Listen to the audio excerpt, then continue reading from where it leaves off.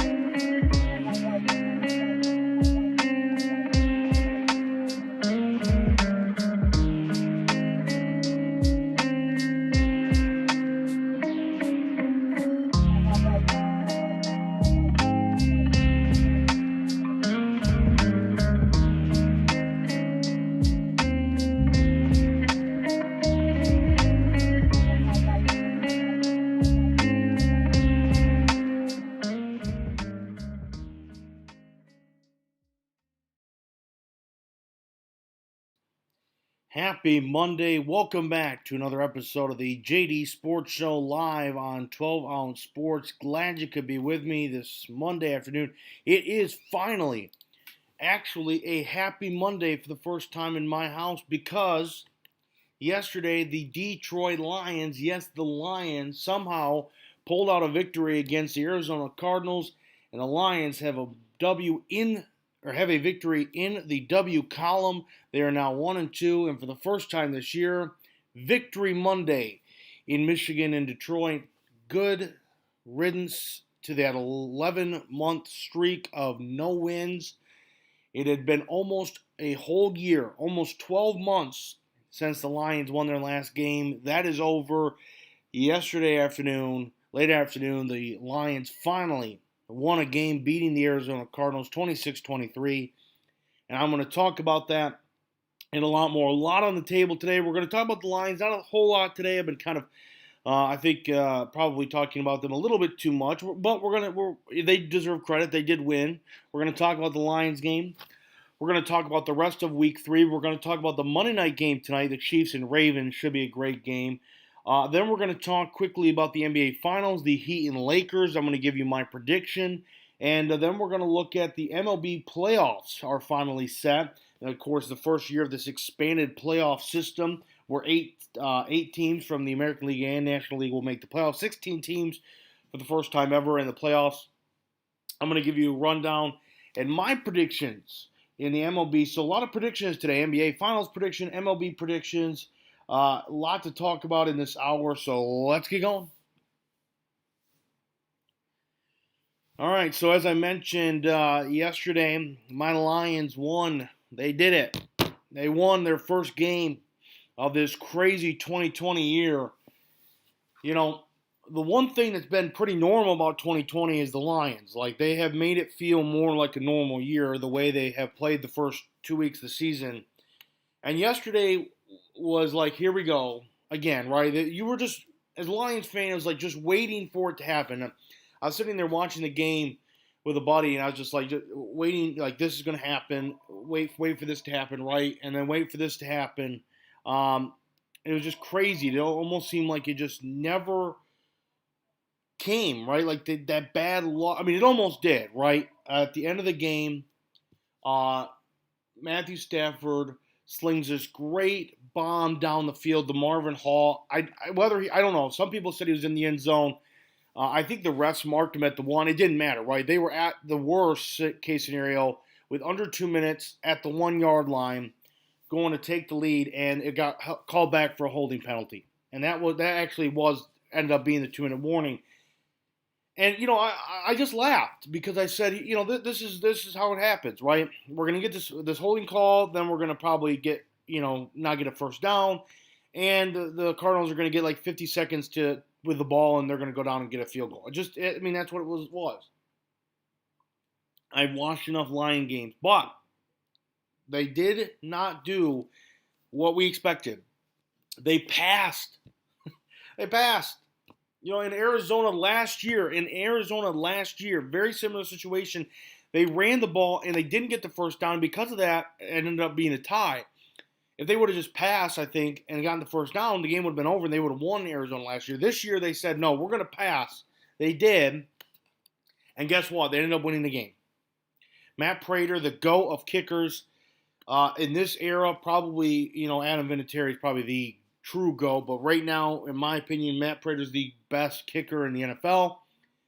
Drills it, game winner. Lions win 26-23 over the then undefeated Cardinals.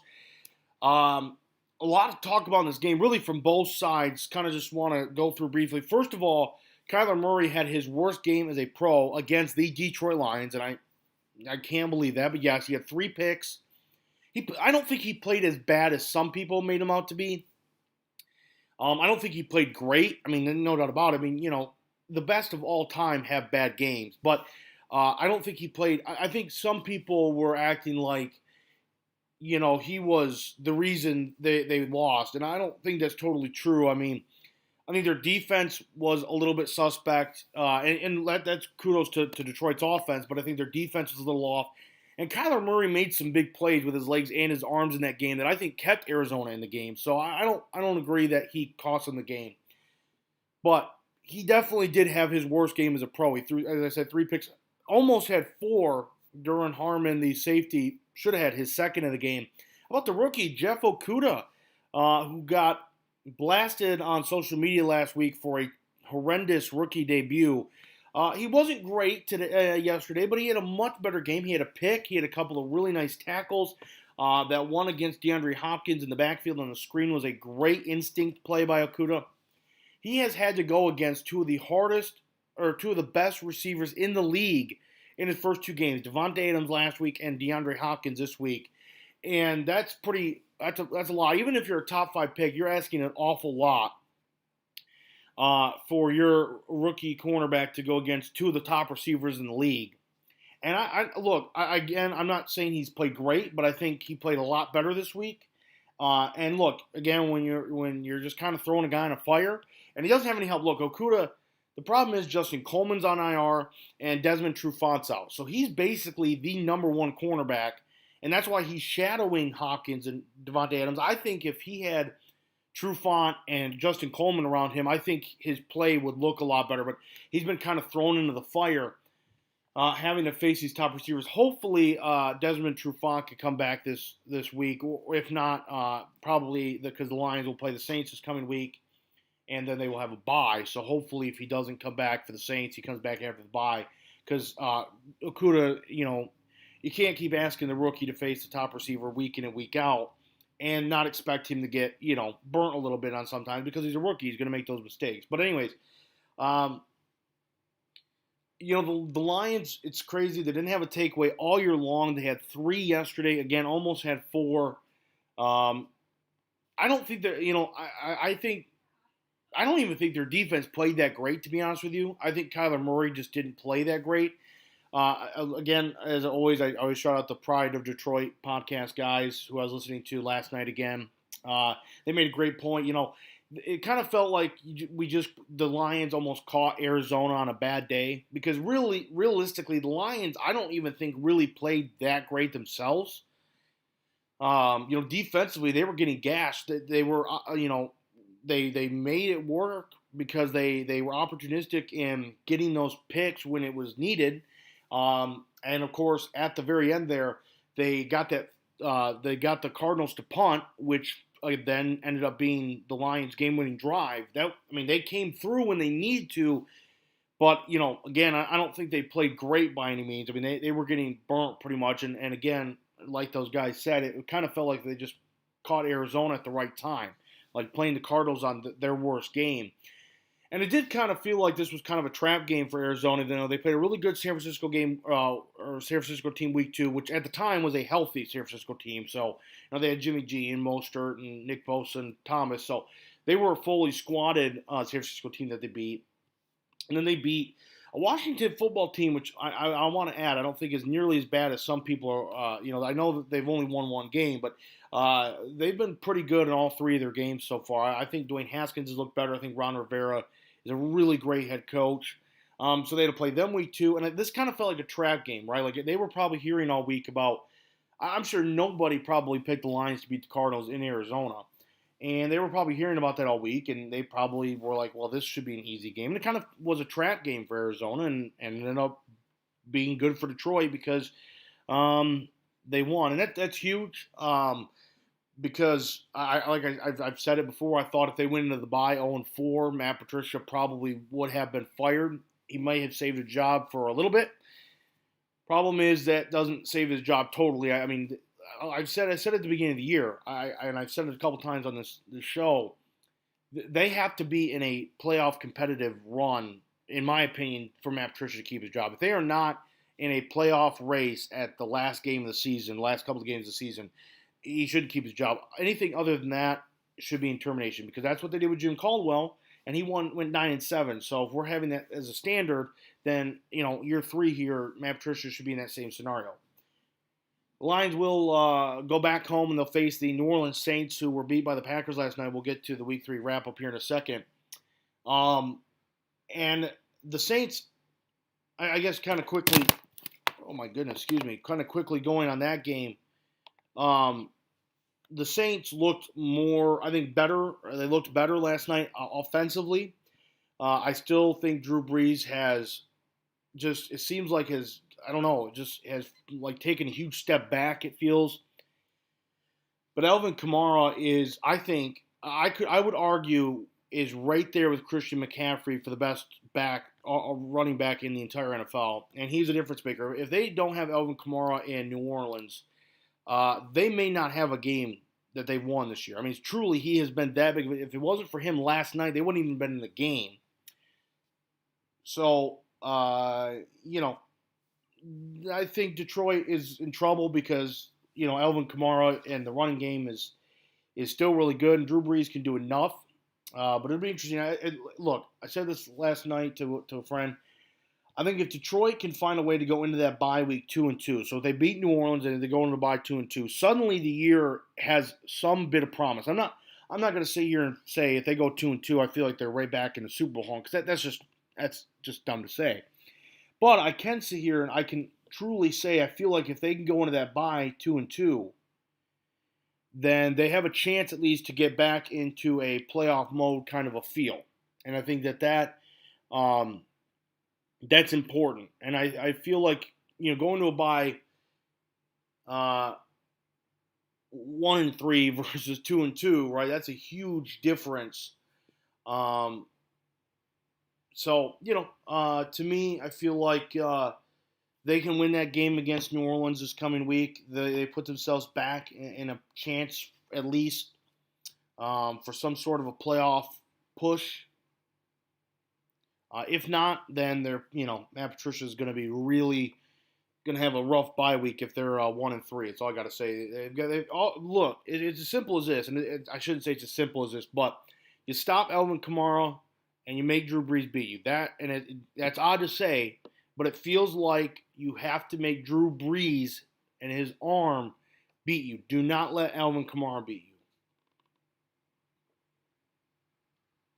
If I was a fantasy owner of Alvin Kamara, I would be I'd be very excited for that matchup next week against Detroit. That's a very favorable matchup for Kamara and the Saints. It'll be interesting to see.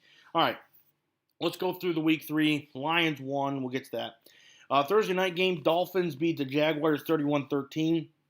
Definitely surprising, I'll admit. I had the Jaguars winning that game, but Ryan Fitzpatrick and the Dolphins looked really good. The Jaguars did not.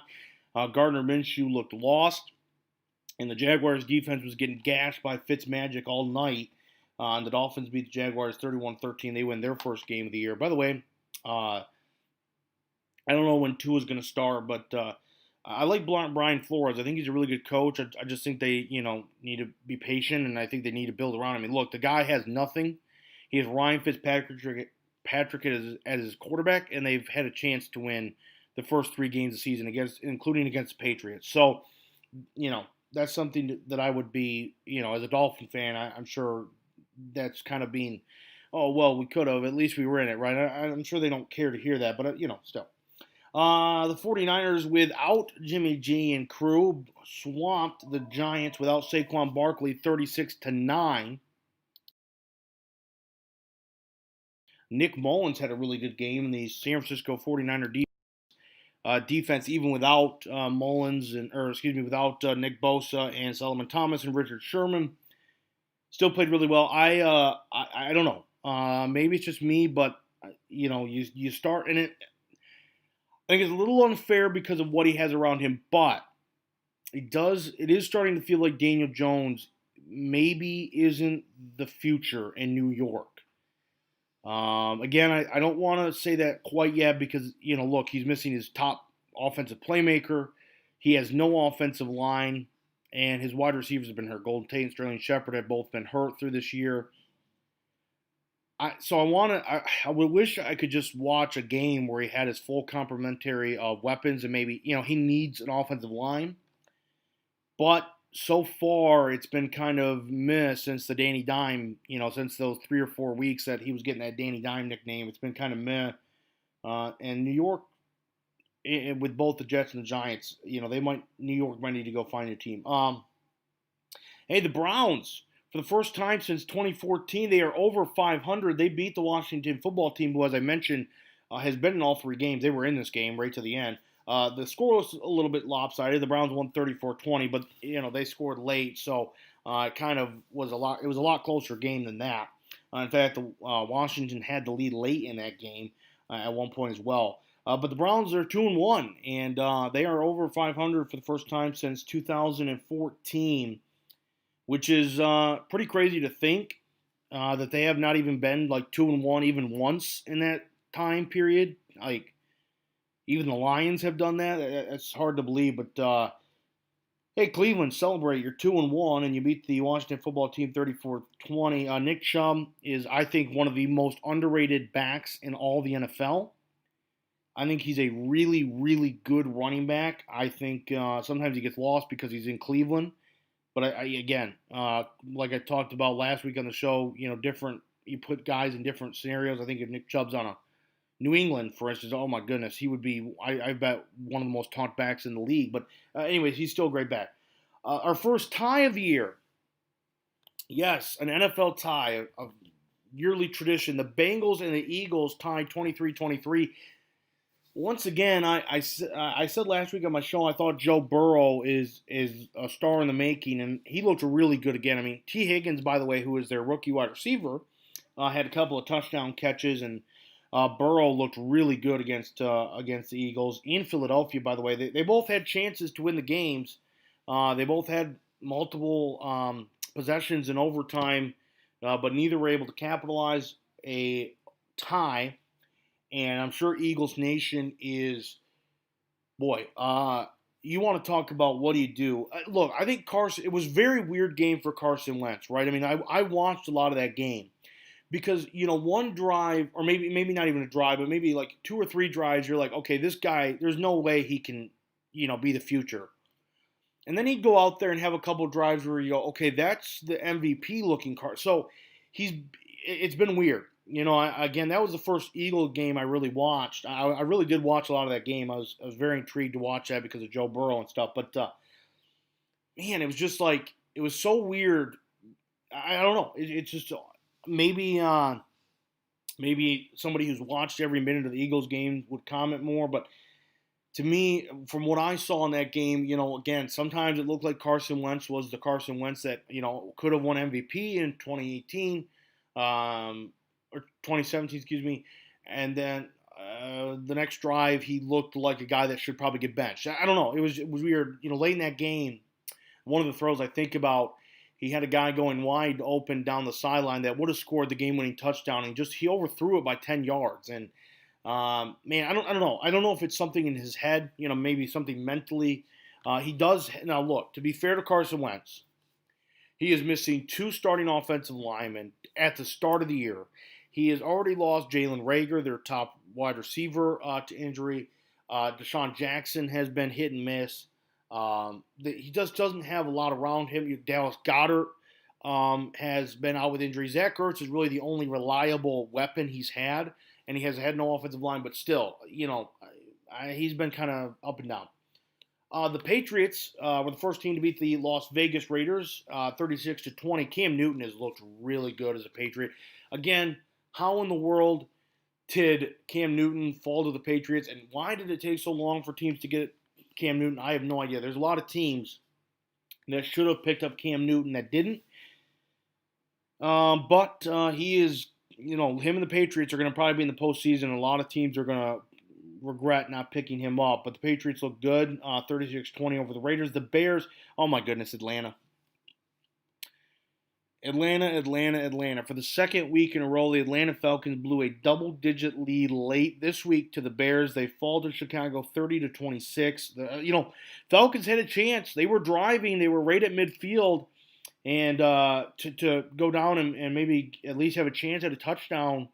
And Matt Ryan threw a pick that sealed the deal. But my goodness,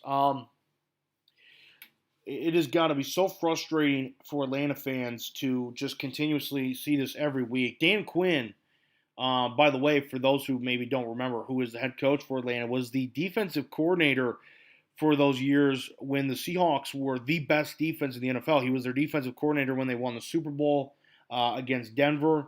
For those 3 or 4 years when they were the Legion of Boom, he was their DC. And he also took this team to the Super Bowl, but since they blew the lead in the Super Bowl, it's been this weird aura that the Falcons just seem to blow double-digit leads late in the game. I mean, the Lions have done that forever, and I think people have just gotten kind of bored of that, so they kind of want to pick on the Falcons for doing it. But it is kind of weird how Atlanta seems to do this a lot. And ever since that Super Bowl, and again, for the second week in a row, they did it. Last week, they blew a ginormous lead to the Cowboys. This week, they blew a 2-score lead to the Bears late. Very weird. I don't know what to say because I watched some of that game, and Atlanta's a very talented roster. It kind of reminds me of the Lions in the fact that they're a very talented roster. Franchise quarterback Matt Ryan, Matt Stafford, really good playmakers. But they just find ways to lose. And, I remember, there's that great quote, right? Winners find a way to win, losers find a way to lose. And right now, the Falcons just can't get out of their own way. They cannot find a way to win. I mean, truly, the Falcons probably could be 2-1 at worst. That Week 1 game against Seattle, yeah, they lost that game. But they should be 2-1. And if they were 2-1, they would be right there. Because, look, the Saints are 1-2 in the South.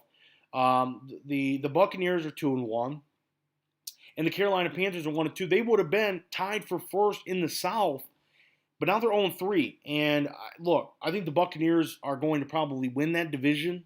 I think we're starting to see. I don't want to spoil too much, but we're starting to see that work a little bit more. So, boy, Atlanta tough. How about the Bills-Rams game? Another game I watched a lot of yesterday. Thank you, DirecTV, for the Sunday NFL ticket, by the way. The Bills beat the Rams 35-32. What a crazy game. The Bills went down. They had a chance. It was 4th and forever. Josh Allen threw a pass towards Gabriel Davis. A very controversial pass interference against the Rams turned into a game-winning touchdown pass by Josh Allen, and the Bills won 35-32. Definitely, look, the Rams have been in the way. I mean, the Week 1 game, they had that controversy with the Cowboys and PI, and now this week, of course, that one went for them. This week didn't go for them. How about Josh Allen? 311, 4 touchdowns, 1 pick, and, of course, had that game-winning touchdown drive as well, and the game-winning touchdown pass. Josh Allen is up there, folks, for MVP discussion, and the Bills are 3-0. And, by the way, the Bills blew a 20-point lead in that game. Speaking of blowing leads, but unlike the Falcons, they found a way to come back and win that game.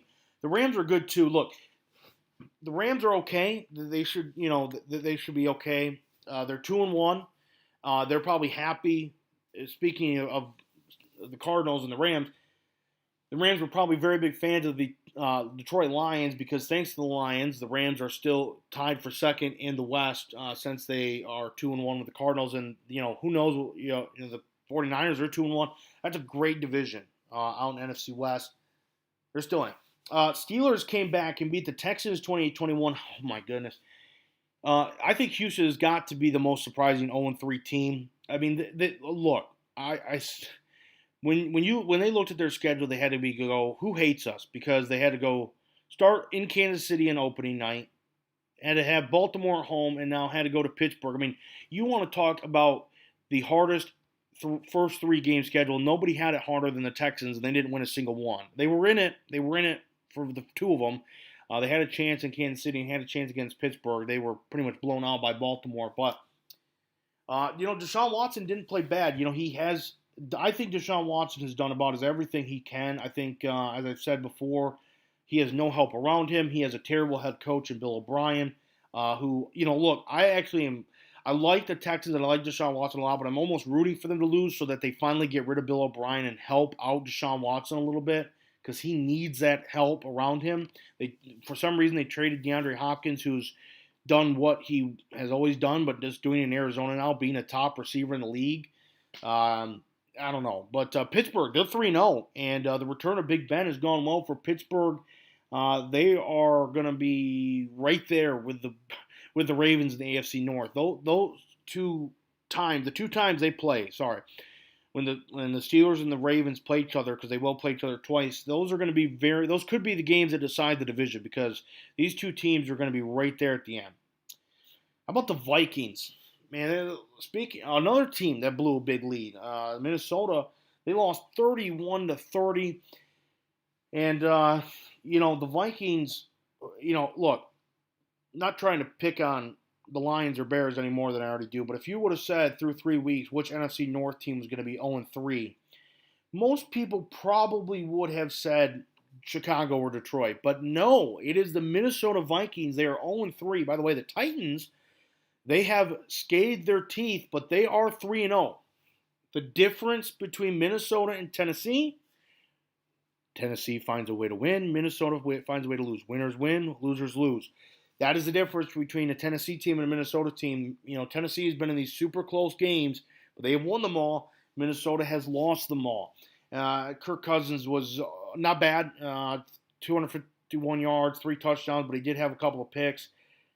They have so much money invested in him. The tank for Lawrence thing is funny to me because even if they got the first pick, I truly don't think Minnesota would take Trevor Lawrence first overall because they have so much money invested in Kirk Cousins unless they could find a trade partner. Crazy. Panthers beat the Chargers 21-16. Panthers get their first win of the year in the Matt Rule era. Justin Herbert in his second game looked a little bit more shaky. But again, I think Justin Herbert, for being thrown into the fire like he was last week, has looked pretty good. The worst team in the National Football League, the New York Jets, got walloped by the Indianapolis Colts 36-7. By the way, the Jets are just, wow.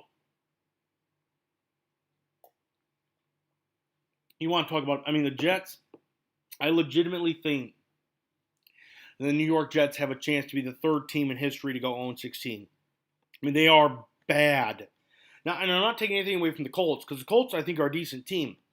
I'm just saying the New York Jets are really, really bad. And, Sam Darnold was bad, 168 yards, a touchdown, and 3 picks. But what does he really have around him? Truly, what does he have around him? I don't know. I don't think the Jets fans or Jets should give up on Sam Darnold because they don't have anything around him. I bet if I went up to an NFL fan and asked me to name 2 receivers on the Jets, they probably couldn't even give me 1. That's how bad it is there. A great game last night. The Seahawks beat the Cowboys 38-31. The Cowboys are 1-2, which is still winning the division. That's how bad the NFC East is. Meanwhile, the Seahawks and MVP favorite Russell Wilson again. Russell Wilson went off. 5 touchdown passes for Wilson, who I think is the MVP right now, if I had to say. And the Seahawks, who I think are the best team in the NFC and probably the third best team in the NFL, win and go to 3-0. They are the leaders in the NFC West, which is the best division versus the worst division, the NFC East, where the 1-2 Cowboys, yes, the 1-2 Dallas Cowboys are the leader of the division because that's how bad the NFC East is. And you know what? We might see a 7-9 team win that division or an 8-8 team. It's very possible. As I mentioned, my Detroit Lions finally got their first win. Kyler Murray had a terrible game, but the Lions didn't. They won 26-23. Tom Brady and the Buccaneers go to 2-1 and are now leaders in the NFC South. They beat the Broncos 28-10. As I said, I think as Brady and Bruce Arians and this team, they got Chris Godwin back this week from concussion protocol. Once this team continues to find its rhythm together, they're going to be a really dangerous team. I really think the Buccaneers are going to be good. Give them a few more weeks. And, of course, last night, Sunday Night Football, the Packers beat the Saints 37-30. Green Bay, by the way, should be really worried. I think their defense is bad. And, I mean, their defense is bad. If it wasn't for Aaron Rodgers, who is playing like an MVP right now, I mean, they could be 1-2. It's just their defense is not very good. And that's worrisome. That should be worrisome because, look, why did they lose the NFC Championship game? Because they got gashed by the run game. What happened last night and for the first few weeks of the season, even the Lions ran all over them. They're in trouble because the Saints almost did it. And again, I think Aaron Rodgers is. If they have Aaron Rodgers, the Packers are always going to have a chance to win, no matter how bad their defense is. But yikes! And then the Monday night game tonight, Chiefs Ravens. It's in Baltimore. It's going to be a really, really good game. I think that is going to be probably the best Monday Night Football game of the year, so you're not going to want to miss it. I'm going to go Ravens 24, Chiefs 21. I really have been back and forth on that, but I'm going to go Ravens over the Chiefs 24-21. The official theme song of the JD Sports Show is Odyssey by Scorch featuring Austin Tenick, which you heard at the beginning of the show and at the end of the show. Thank you to Scorch and Austin Tenick for the official theme song of the JD Sports Show. Go find Odyssey and Scorch on SoundCloud. Thank you to our sponsor, The Fields Golf Course. Make sure to visit their website, thefieldsgolfcourse.com, now to book a tee time and for future availabilities. The Fields Golf Course located in Ithaca, Michigan. Just want to take a moment to tell you all about 12 Ounce Sports. Now that the action is officially back on, 12 Ounce Sports is your home for the best live talk shows covering all aspects of the sporting world and live game broadcast. With Zingo TV adding 12 Ounce Sports to their long list of channels, you can now catch my show and all others on Zingo TV channel 761. All you got to do is download Zingo TV and use the promo code 120Z. That's 12 ounce when signing up. It's that simple. Be sure to check out our latest blogs and podcasts as well on 12ouncesportsradio.com. Sports are in full swing, and I want to help you take advantage of those sports investments when getting in on the action. 12 Ounce Sports is officially partnered with MyBookie to get you the best deal possible. When you sign up on mybookie.ag, they'll match your first deposit up to $1,000 when you punch in the promo code 12 Ounce Sports. That's 12 Ounce Sports when signing up on mybookie.ag to get your first deposit matched up to $1,000. We'll be right back here on the JD Sports Show.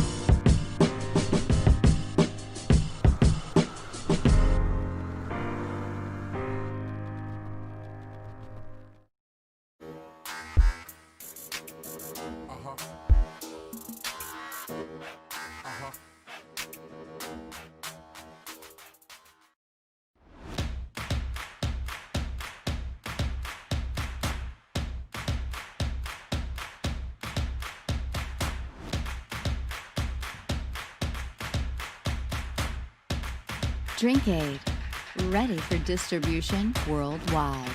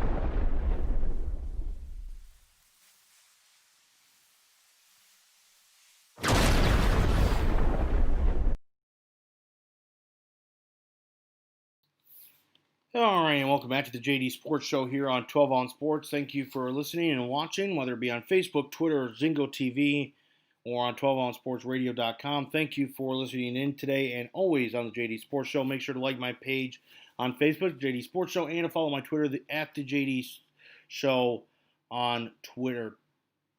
All right, let's switch over gears now to NBA. It will be the LeBron Lakers against the Butler Heat in the 2020 NBA Bubble Disney Finals. It was set last night after the Heat took care of the Celtics, and of course the Lakers took care of the Nuggets in the West. So we have our NBA Finals matchup set up, which by the way, look, I'll be honest with you, I don't watch a ton of basketball, but it did feel like this was going to be the best matchup after we found out the West Finals and the East Finals. I felt like this was going to probably be our best matchup if we got it. I also feel like from what I've watched and what I've seen that it does feel like that the Heat are going to match up very well against the Los Angeles Lakers. I think the Heat have the best bench between the two teams. But of course, anytime you have LeBron James and Anthony Davis on your team, you're always going to have a chance to win. Dwight Howard's looked good since he came back. Rajon Rondo's looked good. Look, I think the Lakers are the favorites to win. But do not be surprised at all if the Miami Heat ball out and make this a series, which, by the way, I am predicting they will. I am going to pick the Lakers in 7. Yes, I think this will go a full 7. I think the Heat are going to put everything they can on the Lakers. Eric Spoelstra, remember, coached LeBron when he was with the Heat and won championships with LeBron. He knows LeBron. And Eric Spoelstra, I think, is a very good coach, and he has done so well with this young team, which, by the way, it's kind of scary because this team is ultra young. I mean, Tyler Hero, who is probably the best, maybe the best bench player in NBA, who would be a starter on probably 95% of rosters, is 20 years old. I mean, that's just absurd. My boy, Michigan's Duncan Robinson is just a beast. Of course, Jimmy Butler, what he has meant for this team. You know, it seemed like everybody wondered, well, is Jimmy Butler really that good? Is he just, a bad team player? And ever since he's come to Miami, he has been everything that Jimmy Butler was when he first entered the league. That's a top player. The Heat have a chance. And I'm picking the Lakers, but I'm telling you, I think it's going to go 7 games. I think the Heat are going to give the Lakers a run for their money. And I would not be mad if the Heat find a way to win the series because I like them. Of course, as I said, they have Duncan Robinson on their team. I like the way they play. I wouldn't be surprised if they win one in the next couple of years. This might be their best chance, of course, because they're here. But, LeBron is on a mission, right? I mean, this guy wanted – because he knew if the season restarted, him and the Lakers had a real chance to win the NBA championship. And they still do. Obviously, they're in the finals. And I still think they will. LeBron is on a mission to win a championship for the Lakers. And I will tell you this. I think at the end of the day, it will be pretty cool if the Lakers win, considering what happened this past February with the passing of Kobe Bryant. I'm sure LeBron James, who was a very near and dear friend of Kobe Bryant, who is playing on the team that, Kobe donned for his whole career at the Lakers, it would mean a lot. And I'm sure LeBron knows that. It would mean a lot to LeBron if he could win the NBA championship this year, considering the circumstances what happened with Kobe Bryant. And, so that would be pretty cool to see. I just hope it's a good series, and I think it will be. So I'm picking Lakers in 7. I think the Lakers are going to get their money's worth with the Heat, but I think they'll be fine. All right, let's go over to a sport I do know a little bit more about, Major League Baseball. The MLB playoffs have officially been set. For the first time ever in Major League Baseball, 8 teams in both the the American League and National League. 16 teams total will be in the playoffs, the new expanded playoffs this year. Um, I'm just going to give you what I'm going to do is I'm going to give you, the matchups, the seedings, and I'm going to give you my American League Championship Series, National League Championship Series, World Series, and who I feel will be World Series champions. So, in the American League 1 through 8, you have the Tampa Bay Rays are the 1 seed, the Oakland Athletics are the 2 seed, Twins are the 3 seed, Minnesota Twins are the 3 seed, Cleveland Indians are the 4 seed, the New York Yankees are the 5 seed, the Houston Astros are the 6 seed, and the Chicago White Sox are the 7 seed. In the National League, the Dodgers are the 1, the Braves are the 2, the Cubs are the 3, the Padres are the 4, Cardinals are the 5, Marlins, who are just, what a great story they are. The Miami Marlins, after being a top 3 pick last year, make the playoffs. They're the 6th seed. Maybe the most dangerous postseason starting pitching lineup, the Cincinnati Reds are the 7th seed, and the Brewers sneak in at the 8th seed. Christian Yelich went off those last couple of weeks to help put the Brewers back into the postseason. So there you have it, the 8 teams, and it's 1 versus 8, 2 versus 7, etc., in the first round, and there so forth. It'll be interesting to see, by the way, if MLB, I think what will be interesting, if they feel like this works, it'll be interesting if MLB keeps this for next year and beyond.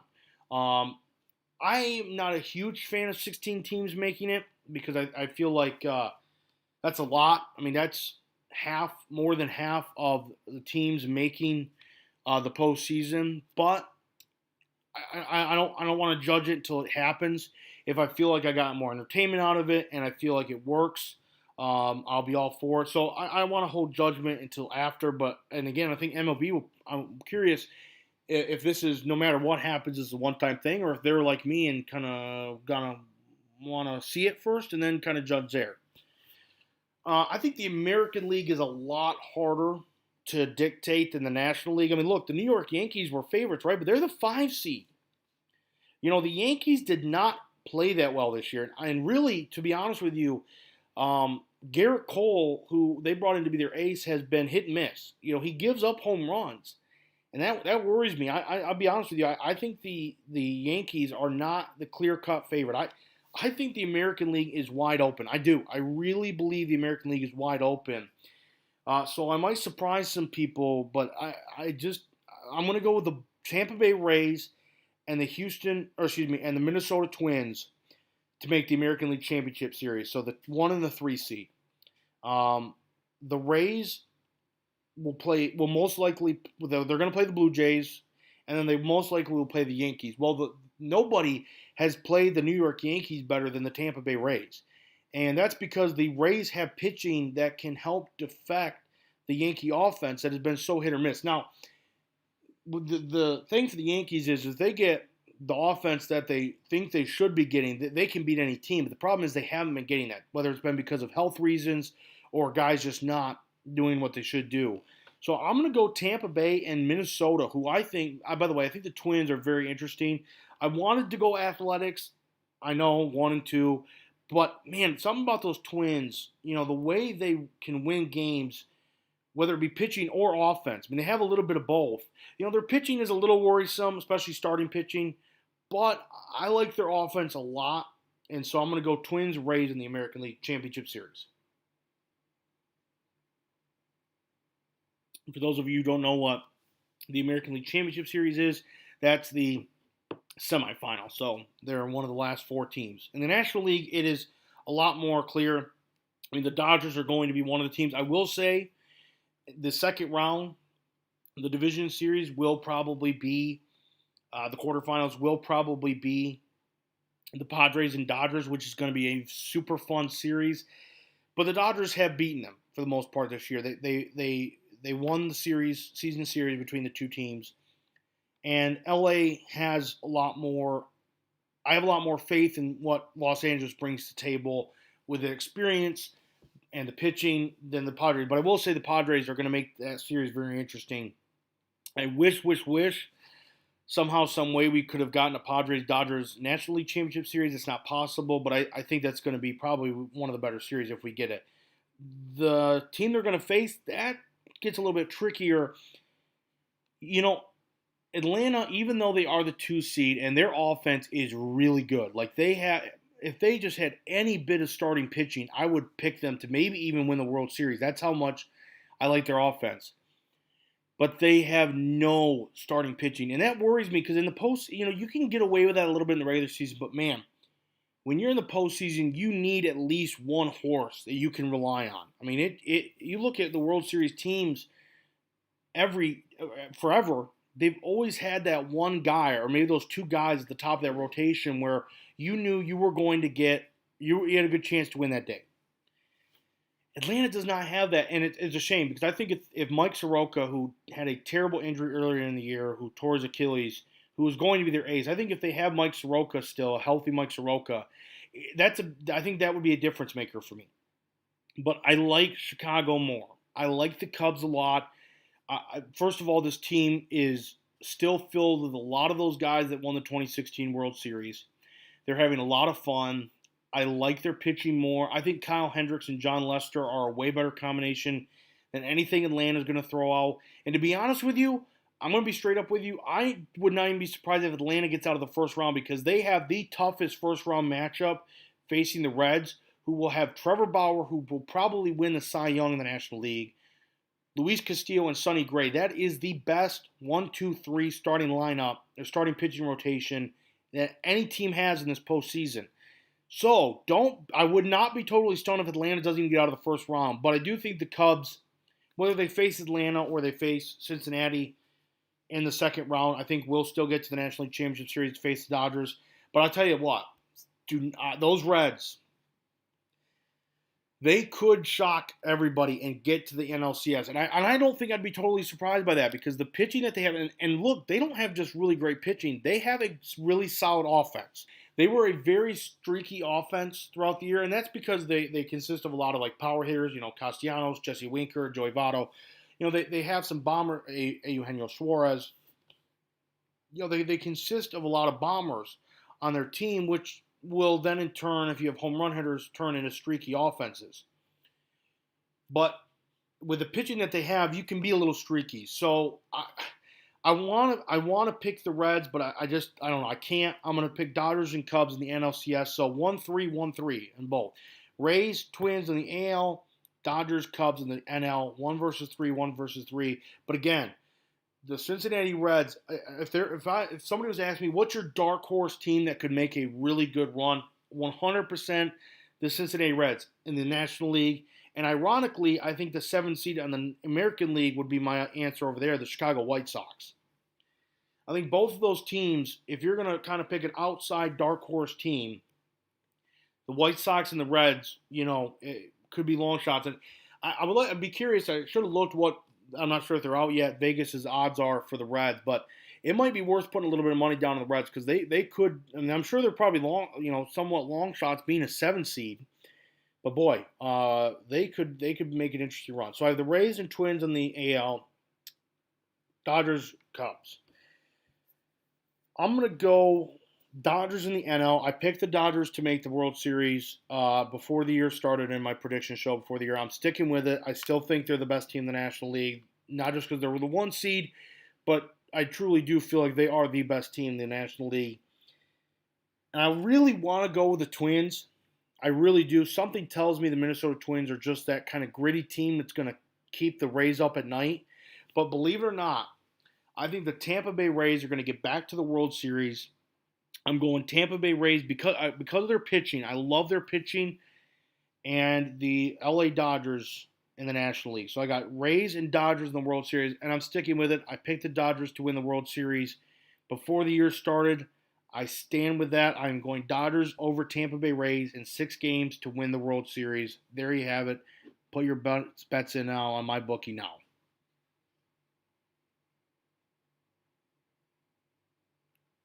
World Series MVP Mookie Betts. There you go. If that's a prop bet, which usually it is, there you go. Mookie Betts, World Series MVP. Dodgers win over the Rays in 6 games. I think this is going to be a very fun postseason. Personally, again, I don't know.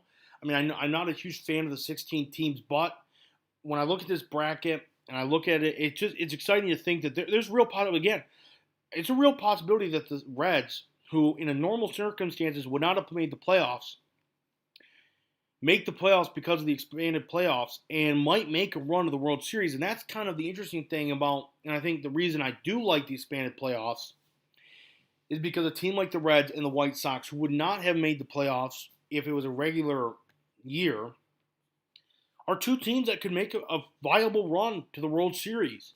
So, I don't hate it. I don't think I ever really hated the expanded playoffs. I just thought maybe it was a little bit too much. For this year, I was fine with it, right? For the 60-game season, I think I was perfectly fine with it. In fact, I think it was needed. But for a 162-game season, I think you can do a normal playoffs, and that's how you get your best teams. Because if you drag it out, you're going to have a couple teams in there that probably are under 500 and didn't deserve it in a normal season. So, in a normal, again, I don't know. We'll see. I think MLB will keep a very close eye on what happens, as will I and all the consumers, to see if we feel like this works. It'll be interesting to see if this expanded playoff works.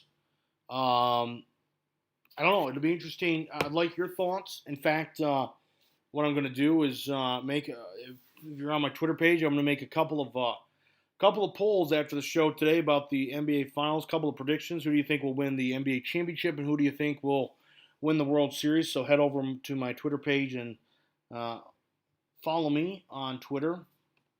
I think I gave you the wrong @ last time. The ad's at the JD Show 12OZ. That's 12 ounce. So head over to that Twitter for those polls to vote on who you think will win the NBA championship and on who you think will win the World Series in 2020.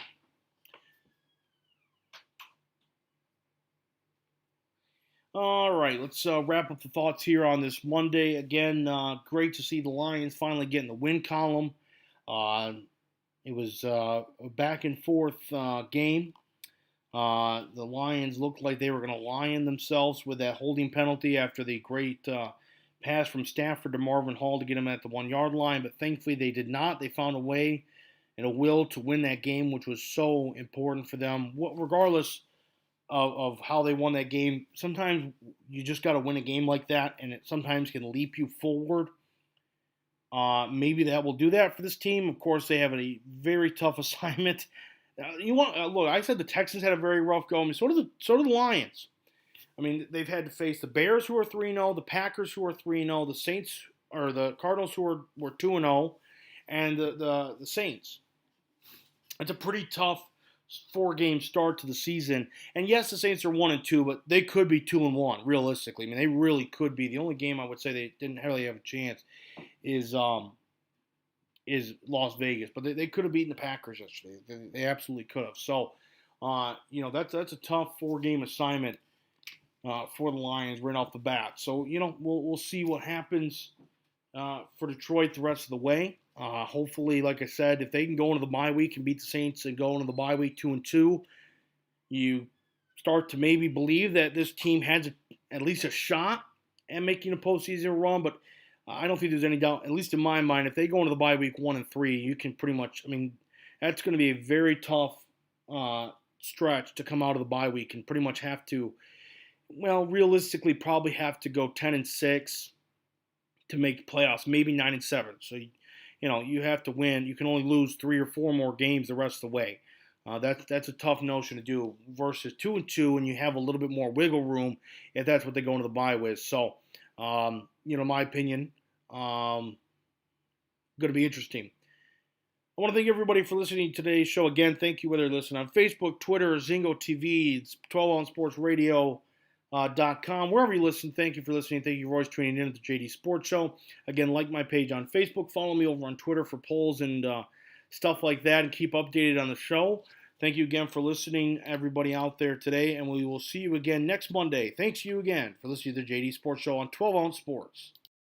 You can't do something. You got a dream, you got to protect it.